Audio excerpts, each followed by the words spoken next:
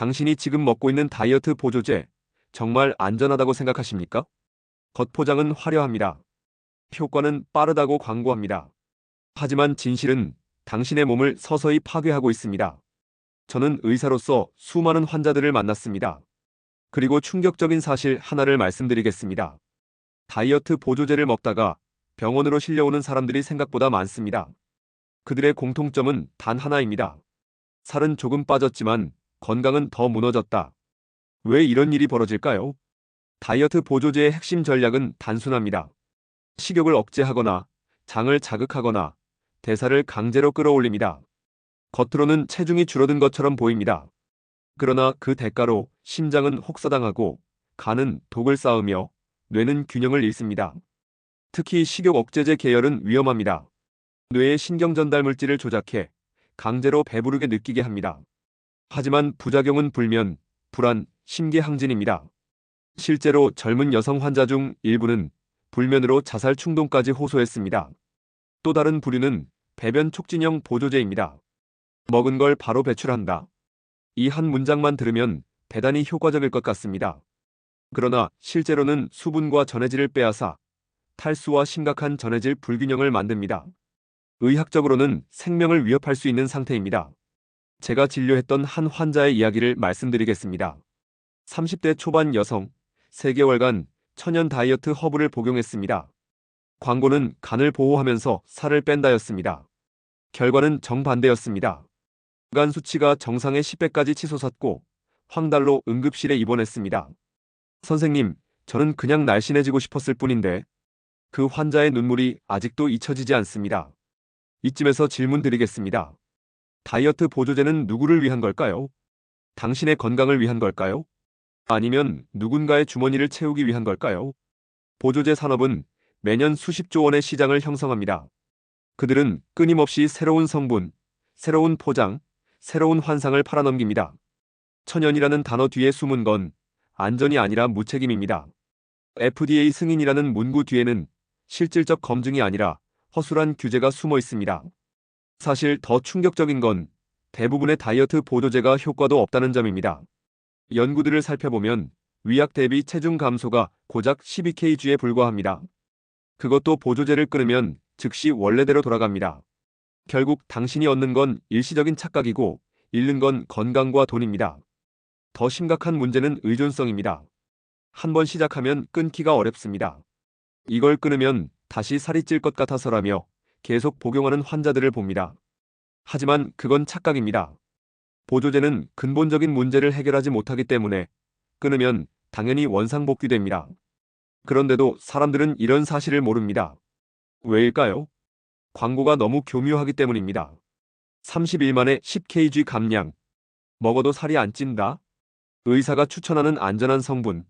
이런 문구들을 보면 누구나 혹할 수밖에 없습니다. 하지만 그 의사가 누군지, 어떤 연구인지, 부작용은 없는지에 대해서는 절대 말하지 않습니다.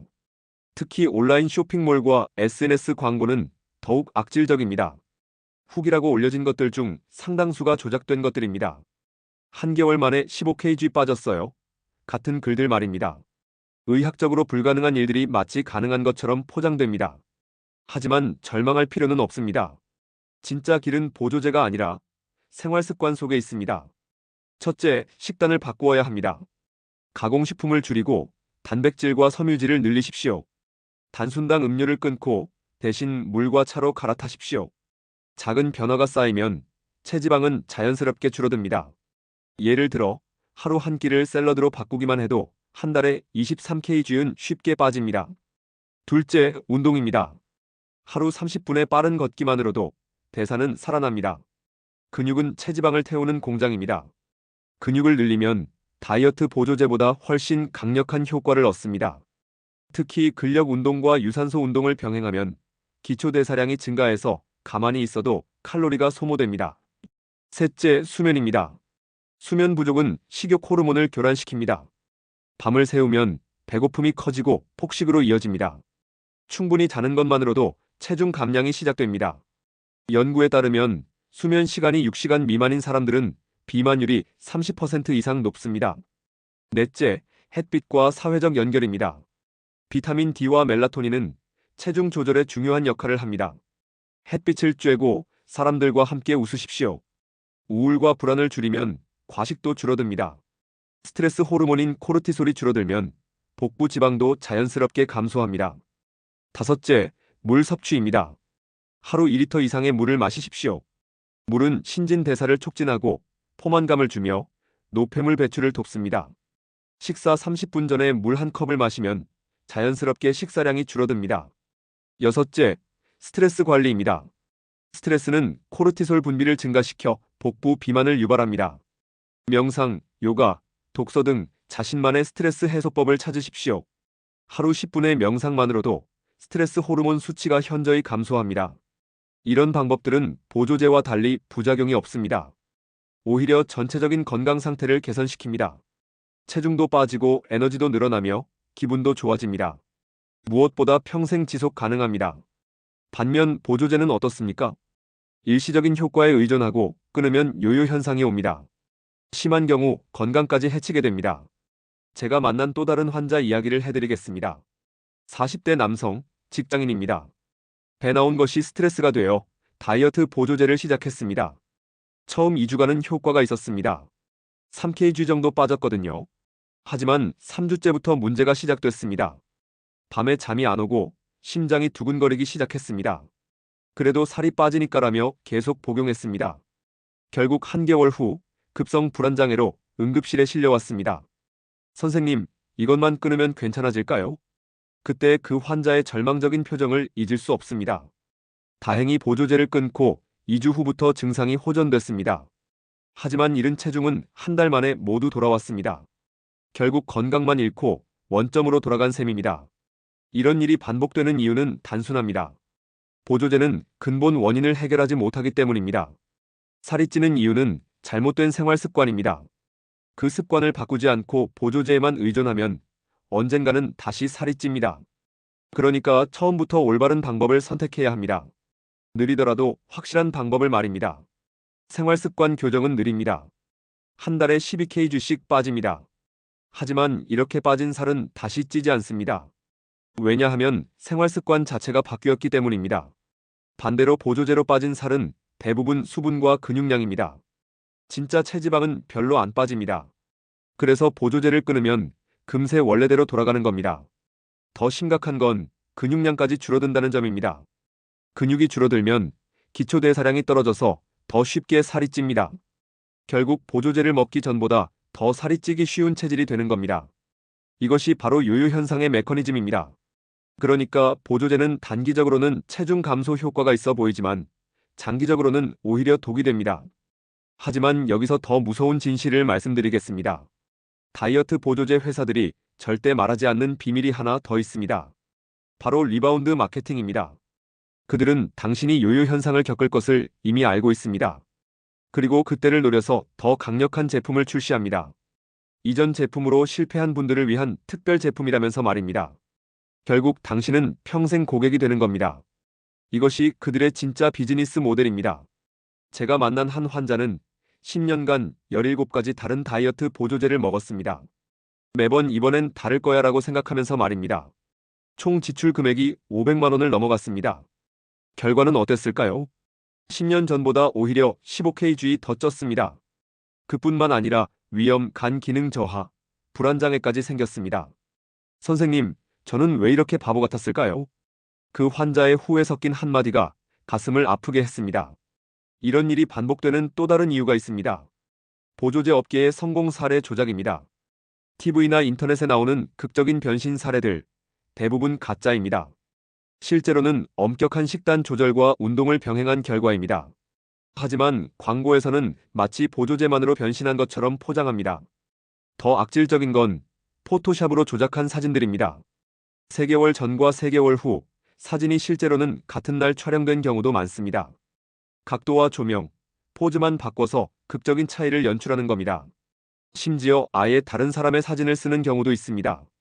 이런 조작된 정보에 속아서 수많은 사람들이 돈과 건강을 잃고 있습니다. 특히 젊은 층에게 미치는 영향이 심각합니다. SNS를 통해 확산되는 가짜 후기들 때문입니다. 인플루언서가 추천했으니까 믿을만하다고 생각하는 분들이 많습니다. 하지만 그 인플루언서들 대부분은 광고비를 받고 홍보하는 겁니다. 실제로 그 제품을 써본 적도 없는 경우가 대부분입니다. 법적으로는 광고라고 표시해야 하지만 교묘하게 숨기는 경우가 많습니다. 해시태그 협찬 같은 작은 해시태그 하나로 때우는 식입니다. 이런 악질적인 마케팅에 속지 마십시오. 진짜 건강한 다이어트는 광고가 필요 없습니다. 과학적으로 검증된 방법이기 때문입니다. 이제 구체적인 실천 방안을 더 자세히 말씀드리겠습니다. 첫 번째 주 식단 일기를 써보십시오. 무엇을, 언제, 얼마나 먹는지 정확히 기록하십시오. 놀라실 겁니다. 생각보다 많이 먹고 있고 생각보다 자주 간식을 드시고 있을 겁니다. 이 과정만으로도 식습관 개선이 시작됩니다. 두 번째 주 물 섭취량을 늘려보십시오. 하루 8잔, 약 2리터를 목표로 하십시오. 물을 충분히 마시면 가짜 배고픔을 줄일 수 있습니다. 우리 뇌는 종종 목마름을 배고픔으로 착각합니다. 세 번째 주 단순당을 끊어보십시오. 탄산음료, 과자, 케이크 등을 끊는 겁니다. 처음에는 힘들겠지만 2주 정도 지나면 단맛에 대한 욕구가 줄어듭니다. 대신 과일이나 견과류로 대체하십시오. 네 번째 주 운동을 시작하십시오. 거창한 운동이 아니어도 됩니다. 하루 30분씩 빠르게 걷기만 해도 충분합니다. 엘리베이터 대신 계단을 이용하는 것도 좋은 시작입니다. 이렇게 한 달간 실천해 보십시오. 보조제 없이도 23kg은 충분히 뺄 수 있습니다. 그리고 무엇보다 건강해진 자신을 발견하게 될 겁니다. 에너지가 넘치고 잠도 잘 오고 기분도 좋아질 겁니다. 이것이 진짜 다이어트의 모습입니다. 반면 보조제로 빼는 체중은 어떻습니까? 체중계 숫자만 줄어들 뿐 실제로는 더 피곤하고 짜증이 납니다. 잠도 안 오고 심장도 두근거립니다. 이런 상태를 성공이라고 부를 수 있을까요? 제가 또 다른 환자 사례를 말씀드리겠습니다. 50대 주부, 갱년기 체중 증가로 고민이었습니다. 인터넷에서 갱년기 전용 다이어트 보조제를 구매했습니다. 광고 문구가 자극적이었거든요. 갱년기 여성 95% 효과, 한 달에 8kg 감량. 하지만 복용 2주 후부터 이상 증상이 나타났습니다. 안면 홍조가 더 심해지고 밤에 식은땀으로 잠을 못 잤습니다. 더 심각한 건 혈압이 갑자기 올라간 겁니다. 평소 정상이었던 혈압이 16만 100까지 올라갔습니다. 응급실에서 검사한 결과 보조제 성분 중 카페인이 과도하게 들어 있었습니다. 갱년기 여성에게는 치명적일 수 있는 양이었습니다. 광고에서는 천연 성분이라고 했는데 그 환자의 원망 섞인 목소리가 아직도 기억에 남습니다. 이처럼 특정 대상 맞춤형 보조제들은 더욱 위험합니다. 임산부용, 수유부용, 갱년기용, 노인용. 마치 각 상황에 최적화된 것처럼 광고하지만 실제로는 더 많은 부작용을 낳습니다. 의학적으로 검증되지 않은 성분들을 함부로 섞어 넣기 때문입니다. 특히 호르몬에 영향을 주는 성분들이 문제가 됩니다. 갱년기, 임신, 수유 등은 호르몬 변화가 큰 시기인데 여기에 검증되지 않은 성분을 추가로 넣으면 예측할 수 없는 부작용이 나타납니다. 그런데도 사람들은 내 상황에 맞는 특별한 제품이라는 마케팅에 혹하게 됩니다. 하지만 진실은 정반대입니다. 특수한 상황일수록 더욱 조심해야 합니다.